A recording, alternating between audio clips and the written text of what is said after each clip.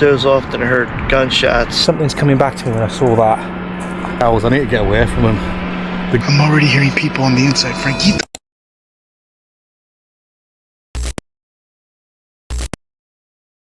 Echoes call from hollow halls, a voice that creeps and softly crawls. Time stands still, the air is. Urban stealth camping has become a growing trend online, but few people take it to the level that this YouTuber does. On his channel SQWib, this adventurer documents one of his most riskiest and most rugged camping experiences yet, setting up camp within earshot of busy interstate traffic near Philadelphia. In this video, he decides to stealth camp near the on and off ramps of I-95 and Route 63, in an area surrounded by traffic and urban noise. The plan was straightforward, though far from easy. After locating a dead zone between traffic cameras on Google Earth, he scouted out a clearing across several lanes of fast-moving traffic. Right, checking out the traffic cams. I will be going right over here. Parking here, walking down here, crossing over into here. There's definitely a blind spot over there. I'll be right there.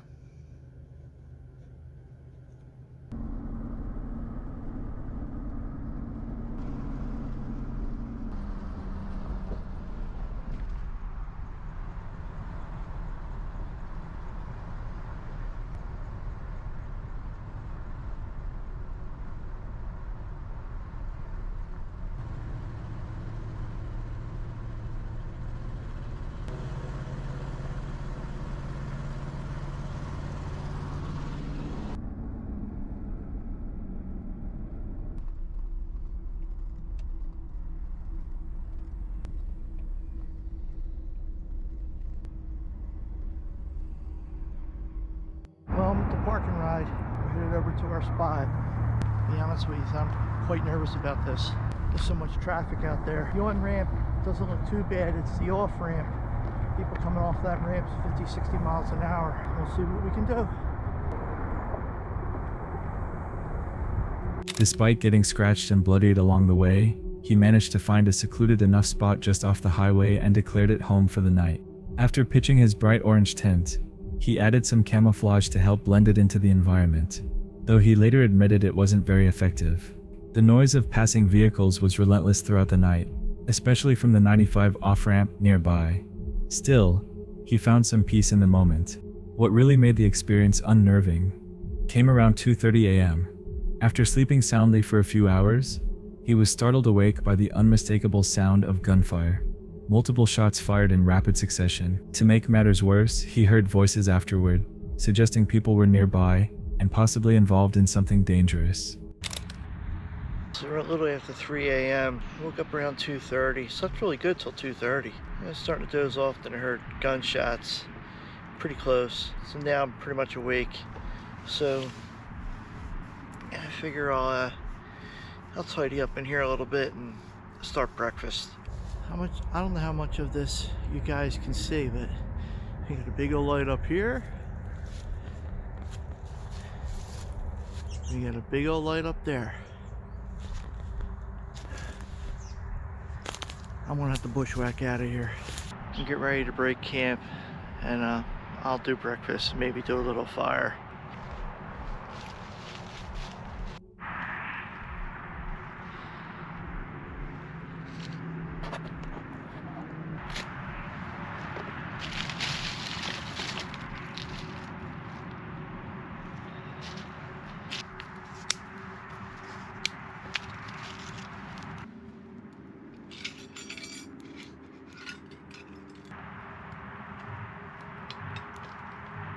Hopefully that fire ain't going to be too big to draw attention.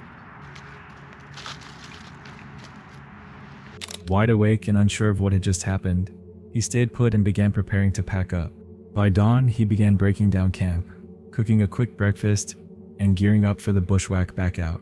Despite the earlier disturbance, there was no sign of anyone else around. On his way out, he retraced his steps and crossed the highway once again, carefully dodging traffic to return to his parked truck, which thankfully remained untouched.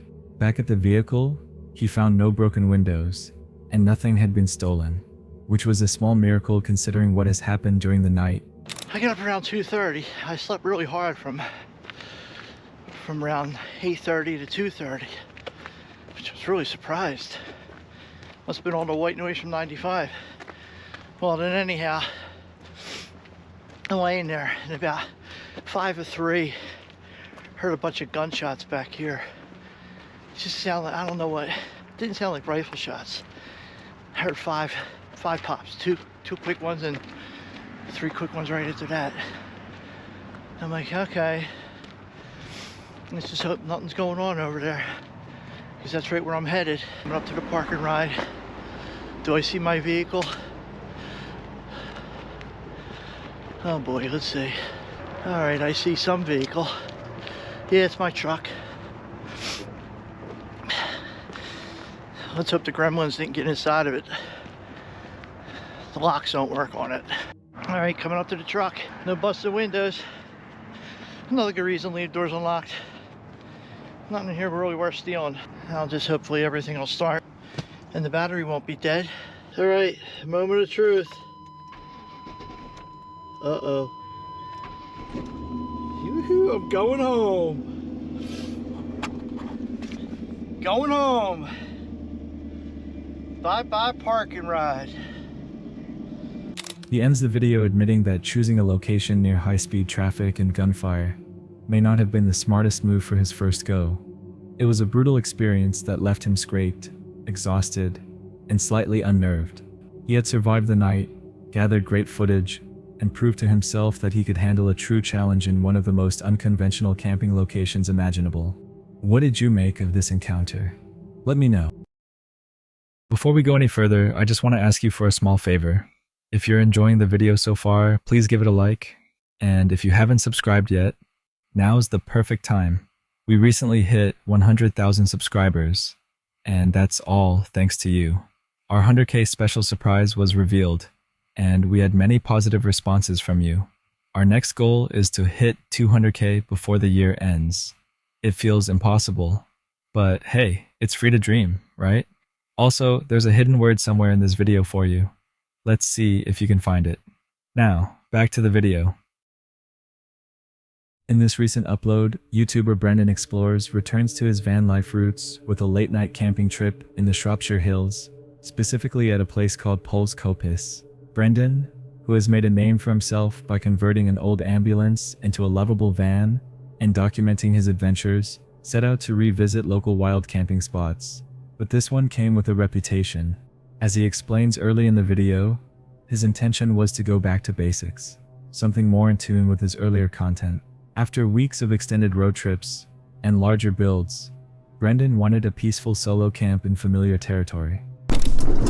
Good morning all, how are you all doing? I've got something to tell you. I don't want the wife to be in earshot. Let me close that door. So, first off, we're off on an OG camp tonight in the hills of Shropshire. Haven't been on a Shropshire camp for a long time now. Ever since the traffic build and the master build, the ex-ambulance master build, I've been wanting to go further and further afield on longer and longer trips. But tonight, we're going old school. We're going back to the Shropshire Hills, a place that I've never been before called Pols Coppice. I'm also going to be meeting up with a fellow friend that's also got a van as well. But I'll introduce you to him a little bit later on. But the reason why I've closed the door, and I don't want the wife to hear, is because I have a bit of a confession. After gathering supplies and stopping at a local butcher in the nearby town of Puntisbury, Brendan finally arrives at Pols Coppice, but reaching the actual site proves a bit trickier than expected. As he makes his way deeper into the woods, he comes across signs indicating it's a designated walking trail with a picnic area. Nothing out of the ordinary. However, he notes conflicting information about the location online. Some describe it as a scenic, quiet walk, while others have associated it with less wholesome nighttime activity, hinting at the site being a potential late-night meeting spot, known in British slang as a dogging area. I swear there's a story about Pols Coppice that I read years ago when I first started the channel, doing a bit of research into places. Maybe even before I started doing camping in vehicles, maybe. I know I've never been here. I can't recognise the place. But I there's something in my head saying that there's something quite dark that happened at Pols Coppice. a death of some sort. I don't know about the facts, but there's just something that's telling me that I read something years ago. If anybody knows anything about Paul's Coppice, could have been a ghost story maybe, about someone who died here yonks ago, I don't know. Something's coming back to me when I saw that. It's quite a big drop here as well.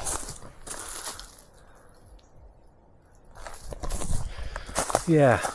If anyone's got any information on Paul's Coppice, dark stories or night times going on, like I said, Google said that there's a couple of woof woof people that come here at night, so maybe we'll have a bit of evening entertainment. But if you've got any stories about Paul's Coppice, then drop me a comment. Well, All Trails is sending me down there where those people are, but looks like a beautiful viewpoint up here. Be a shame to miss this. Despite this, Brendan sets up camp. Joined later by a friend also in a van, they explore the area and look for a place to catch a sunset. The woods are quiet, and while Brendan acknowledges the creepy reputation, the camp begins peacefully. However, while wild camping in woodlands like these might be picturesque during the day, they take on an entirely different tone at night. As the night progresses, Brendan records some strange activity, lights from nearby vehicles pulling in and out, occasional movement around the car park, and an unusual number of late-night visitors. Oh, what a good night, eh?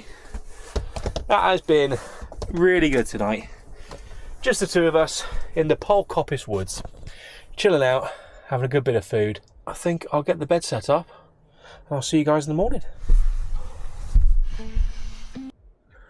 Excuse the flickery lights in the background. I can't put them on too bright, but I think we may have our first woof woof person.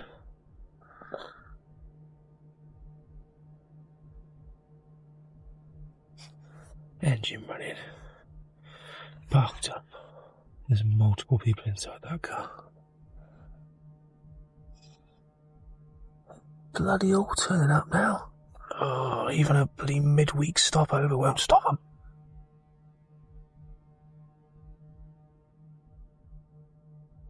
Oh my god. Oh, they've only just gone. Maybe now I can try and sleep. Oh. He never confirms whether the area's reputation is warranted, but the uncomfortable atmosphere is enough to give the camp a different kind of energy. Still, Brendan keeps his usual charm and humor throughout the video, poking fun at the situation, while maintaining a cautious awareness of his surroundings.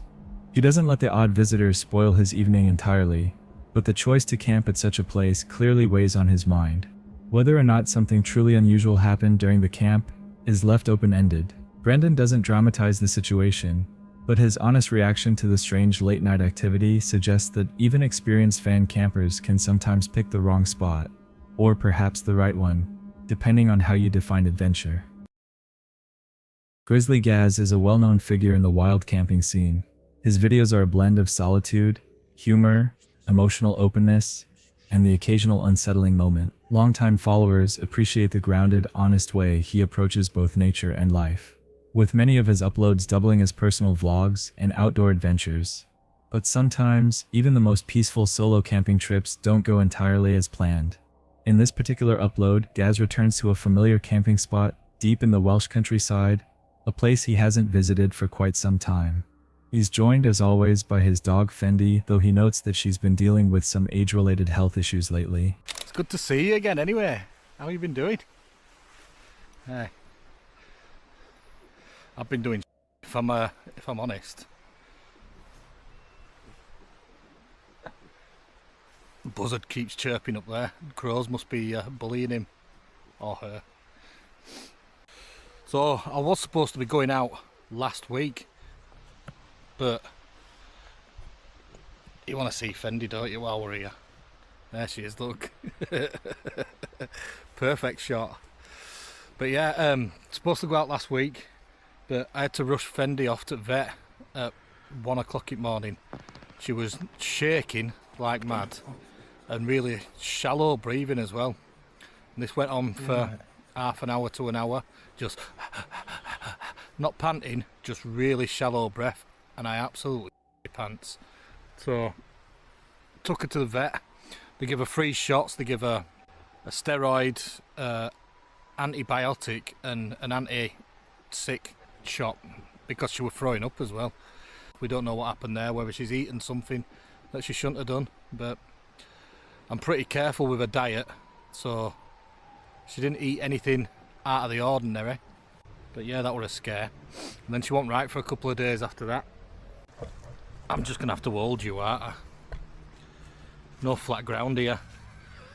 The site Gaz chooses is one that once belonged to a friendly landowner who gave him permission to camp there. However, things have changed, and they may not be as accommodating. Early in the video, he jokes about the muddy conditions and shares some camping tips.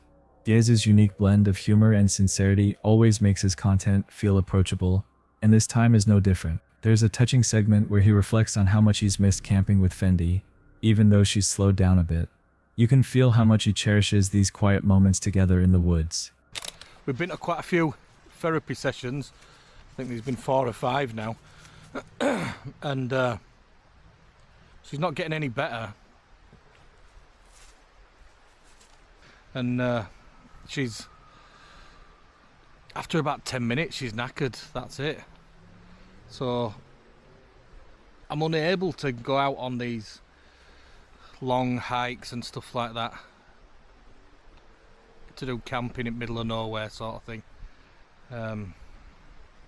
So I just don't know. My head's been up my arse really. My lad's been living with me. He's been living with me for the last seven weeks now. And people have been saying in comments, I know I've posted this on my community post, and there's been people in comments, I've asked what I can do, because obviously I don't really want to leave him at home on his own, but people are just saying just leave him at home, he's only 14, he's 14, he'll be alright, blah blah blah. But if you think about the reason why he's now living with me, there might be an underlying issue there, might there? You know, think about maybe what his mum's like. As the sun sets, Gaz sets up camp and prepares dinner. It's here that the shift begins. Offhandedly, he begins to comment on a sense that something isn't quite right. He mentions spotting eye shine from deep in the trees. It could be a deer, he says. Probably is. Still, there's something about the way he says it. Something restrained, like he's not quite convinced himself. Our pencil in hammock there, look.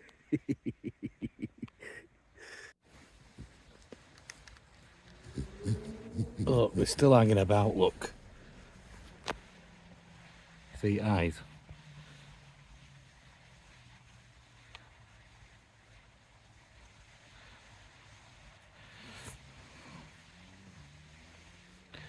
They're gonna have a field day in here as well. You get it? Badum-tsh. Got all long grass. They're gonna be in here for hours, man. Hours. That's it. I'm doing one. Can't be arsed with these cows. I need to get away from them. They're gonna be here all night because grass is just well long. We've got a buffet down here, and they're just gonna be bothering me all night. Gaz doesn't scream or panic. He doesn't try to exaggerate the situation for views. He simply acknowledges what he's seeing, and more importantly, what he's feeling. What's left is the impression that maybe nothing happened, and maybe something did. By morning, Gaz is back to his usual routine, packing up quietly, making sure he leaves no trace behind. He doesn't explicitly revisit the moment, nor does he try to dramatize it, but the seed has already been planted in the viewer's mind. Something was out there, and Gaz knew it. It's encounters like this that make his channel so compelling. There's no monster in this encounter, just a pair of quiet eyes shining in the trees. Like always, let me know what you think of this encounter as well.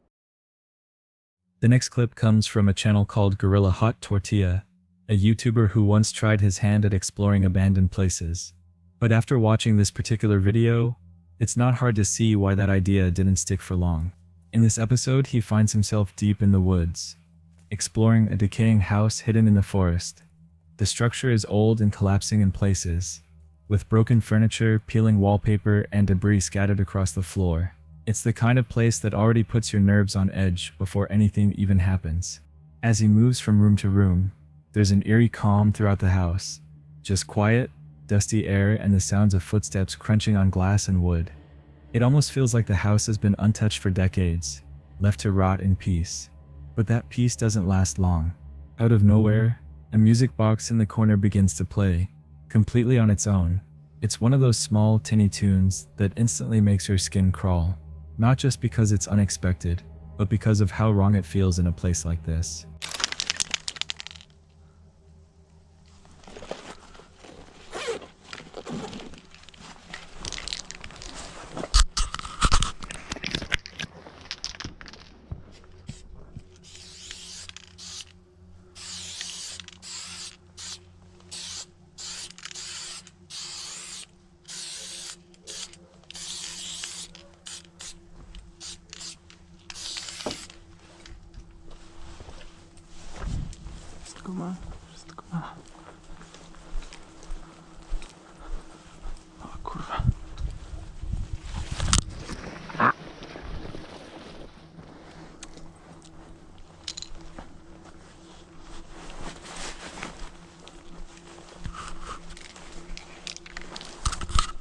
The YouTuber walks over to it and quickly shuts the lid, trying to brush it off and continue the exploration.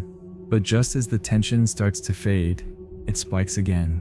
A short while later, another music box, or possibly the same one, starts playing again by itself. Except this time, it's not alone. Along with the music, something else seems to be moving in the house. The sound of creaking floorboards, a shift in the atmosphere, and a sudden sense of not being alone anymore. That's when the YouTuber makes the only logical decision. He jumps out the window and gets the hell out of there.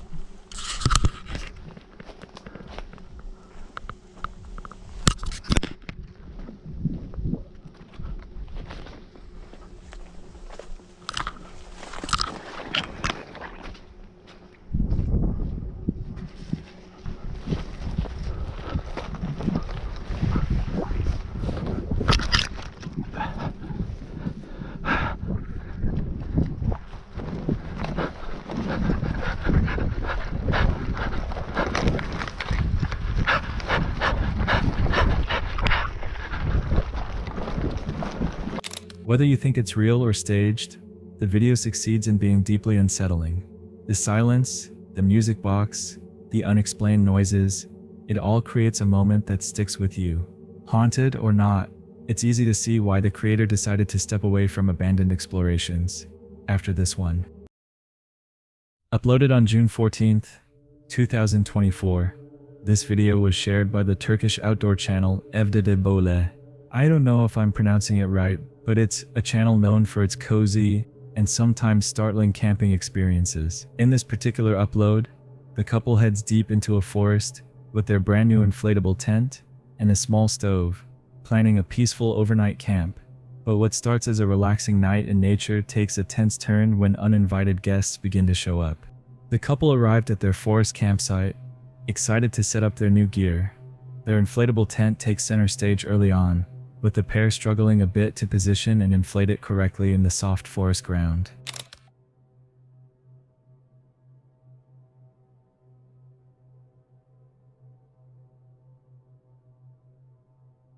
Abi bu kadar büyük mü ya? Evet, Emin misin? evet. Allah Allah. Neyse aç bakalım. Tam kucağımıza senin.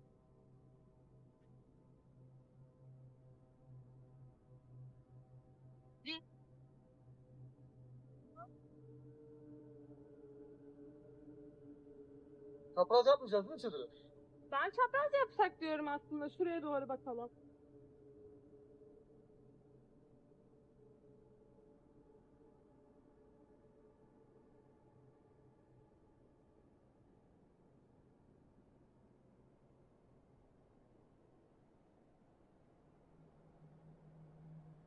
Hop, biraz bozuldu. Bulursun toplarız ya. Ay çok ağır ki. Ne ya? Çekemedim. Çok ağırdı. Gerçekten mi? Evet. Gerekli. Sen çekersin Çok mi? düzeltmeye falan gerek yok hayatım ya. Tamam. Aslında çok iyi ya. Nasıl? Ne yavrum? Ben açamadığım için ters sandım. Branda biraz kaldı galiba. Ha yok tamam pardon. Şişirdikten sonra düzelteceğiz, okey miyiz? Okey. Despite the occasional mishap, the setup finally comes together, and they begin to settle in for the night. One of the key moments early in the video is the installation of a camera trap. Knowing the area is a natural pathway for wildlife, they place bait out, scraps of food, and set up a night vision camera to monitor what animals might be lurking. They half-jokingly discuss the possibility of pigs or jackals showing up, not fully expecting anything dramatic, but as viewers will find out later, the forest had other plans. As the sun sets, the couple prepares a simple meal and begins to wind down.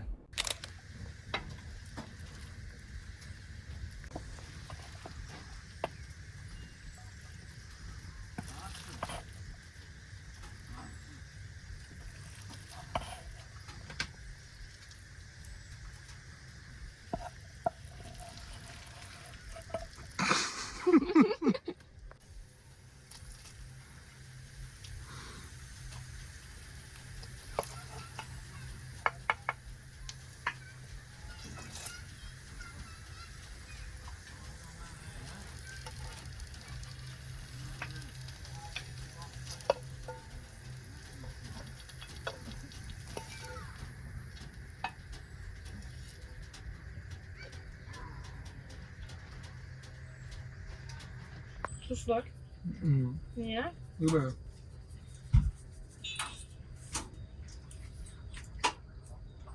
Acaba kuzuya hayvan gelir mi ya?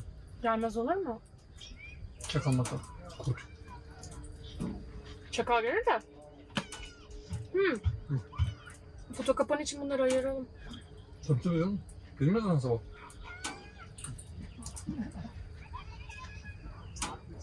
By the time night falls, the atmosphere has shifted. A light breeze picks up, and the couple comments on how isolated and quiet the area feels. They curl up inside their tent, unaware of the visitors creeping toward their campsite in the darkness. Meanwhile, the camera trap continues recording. The next morning, they head over to check the footage from the night before. What they discover leaves them visibly startled. The bait they had set out is completely gone, eaten clean. But more importantly, the footage shows that multiple wolves had made their way directly up to the edge of their camp.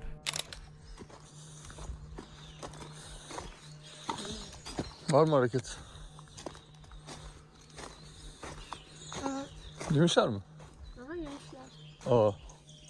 Ama ne yemiş? Sen bana verdin. Kesin domuz şeydir. Domuz diyorum. Çakal. Köpektir köpek. Hiçbir şey bırakmamışlar ha.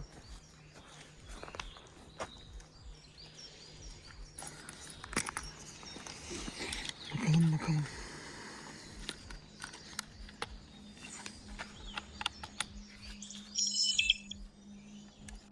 Tilki. Evet. İlk video saat kaçta başlıyor? İlk video saat 11'de başlamış. Çakal gibi mi? Kurt değil mi ya bu? Kurt. Çakal değil. Bak iki tane geliyor bak. Dur. Bence bu kurt ya. Nereden tanımıyor musun? Leylekler filmi vardı. Bebeği yalıyorlardı ya, aynı bunlar. In the video, we see clear thermal or infrared footage of the wolves investigating the bait, sniffing around curiously, and even appearing in pairs. What's chilling is just how close they get to the tent without making their presence known to the sleeping campers. One clip in particular shows them just feet away from the shelter, staring directly toward the lens. It's a silent, slow, unnerving moment that makes your skin crawl, especially knowing the people inside were completely unaware of how close they were to apex predators. Even more alarming is how stealthy the wolves are. There's no barking or howling, just quiet, calculated movement.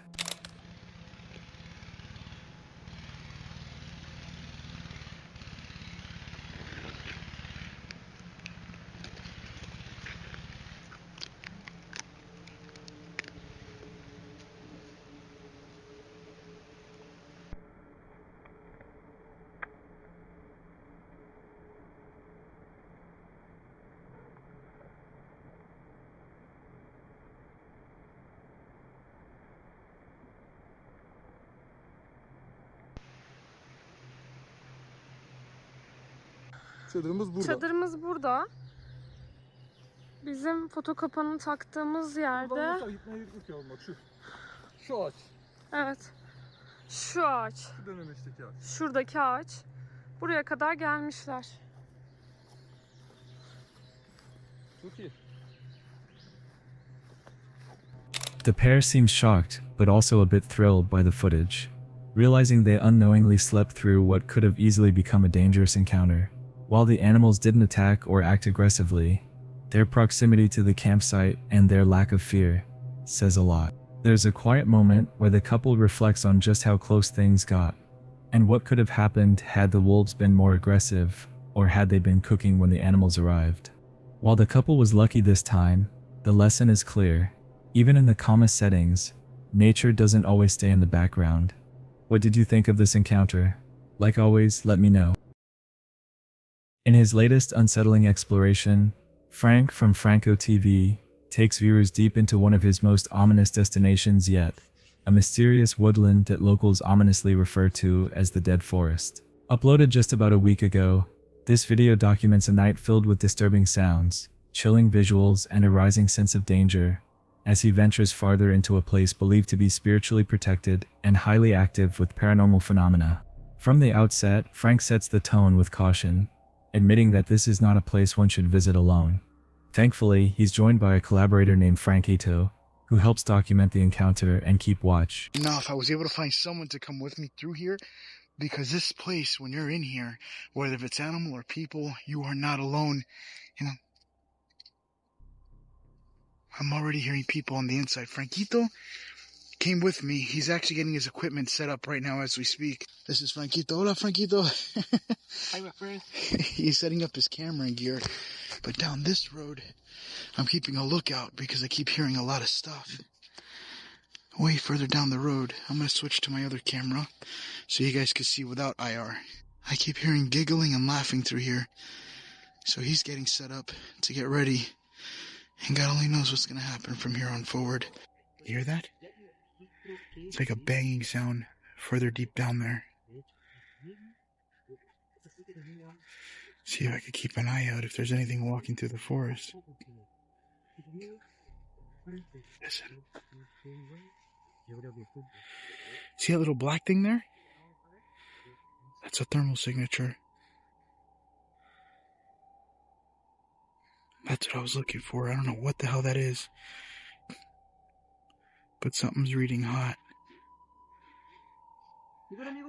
Oh, it's gone. Almost immediately upon arrival, Frank begins to pick up strange sounds from the forest. Unexplained laughter, loud banging, and even human-like giggles. The tone shifts from investigative to alert when Frank's thermal camera picks up a heat signature in the trees. Whatever it was disappears moments later, leaving only a heavy silence behind. As the two continue their investigation, they spot people moving in the darkness who seem unaware, or perhaps uncaring, that they're being watched. When a van is seen maneuvering through the dense woods, the tension rises. How could a vehicle even make it this deep? I got a light coming from down there, further deep and down the road. I am not sure. It looks like it could be a car. How the f*** they bring a car in here? I am deep inside right now. That sounds horrible, but I'm sure you guys know what I mean.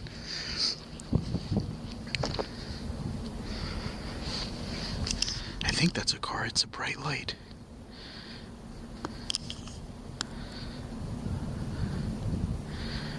towards the back.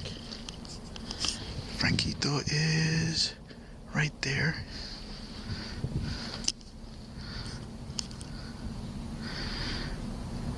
We're just waiting here because we want to go that way. Look, you see movement.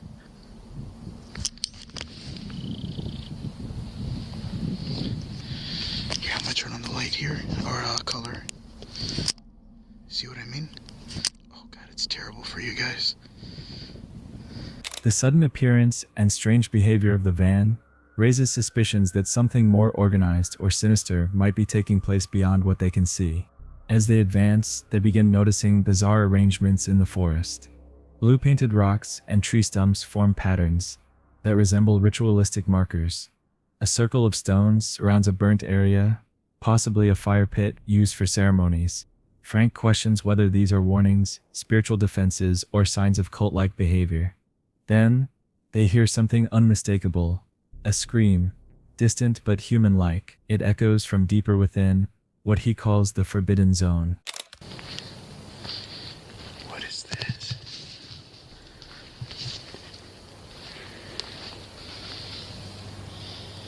It's like a glass bottle on the tree.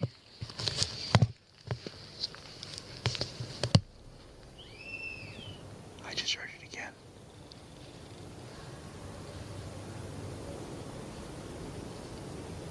I heard the whistle. I don't think Franquito heard it though. He's behind the tree back there.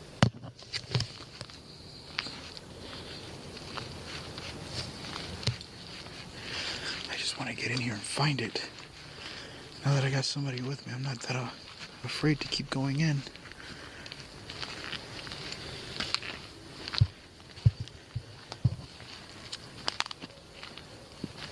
There is a bit of a distant sound way back in the forest. Oh, there he is. He's finally coming. But yeah, there is a bit of a distant sound way back in the forest, which sounds like a screaming, like a yeah, yeah. I don't know what it is. Could be an animal, but not one that I've heard before. Holy shit, this thing is like a maze. The deeper they go, the more lifeless the surroundings become. Vegetation begins to fade. Trees stand dead and brittle, and even Frank acknowledges the name is fitting, the Dead Forest. At one point, the duo splits up. Franquito hears movement in one direction, while Frank monitors the road, his camera catching flickers of light in the distance. Later, Frank discovers that all the trees in a certain zone are completely dead. There's no wildlife, no sound, only silence and tension. This zone, marked by its dry, decaying flora, seems entirely cut off from the rest of the forest. I don't know if I just told you guys this, but we're now getting closer to the forest of the dead, or the dead forest, one or the other. But the screams are getting louder as I get closer. But this is where I was warned to be careful for, because this is where the spirits protect the most, this area. It's very sacred. Listen, you could hear it in front of me.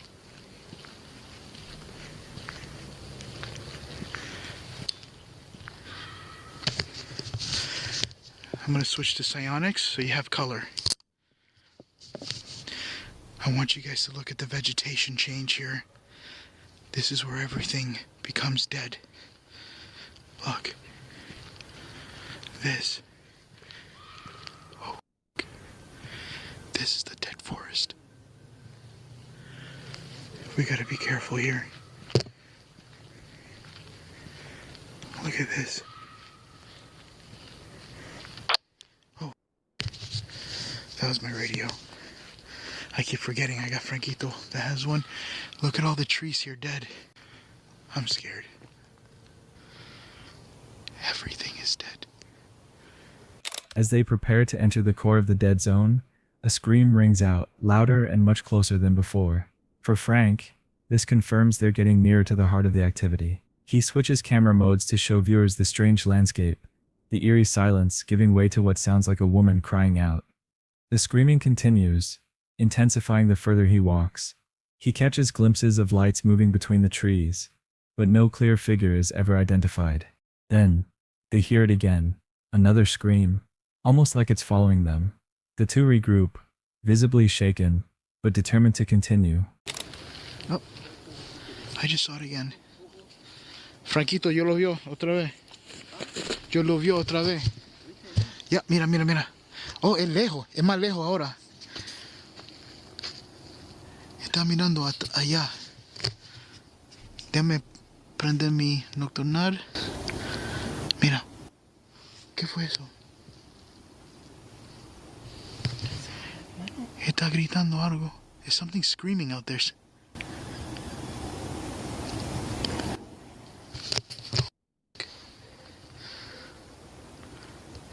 It's right. Look, look, look, look. See it? Oh my God. ¿Tú lo ves o no? Oh, tú no tienes nocturnar, ¿verdad? No, estoy con la cámara común y corriente. Y ahora se murió la cámara. My camera just died. No. Pero eso suena a lo lejos. Está muy lejos esto. What we're hearing, it sounds like it's coming from far away. Holy shit. But I just saw eyes.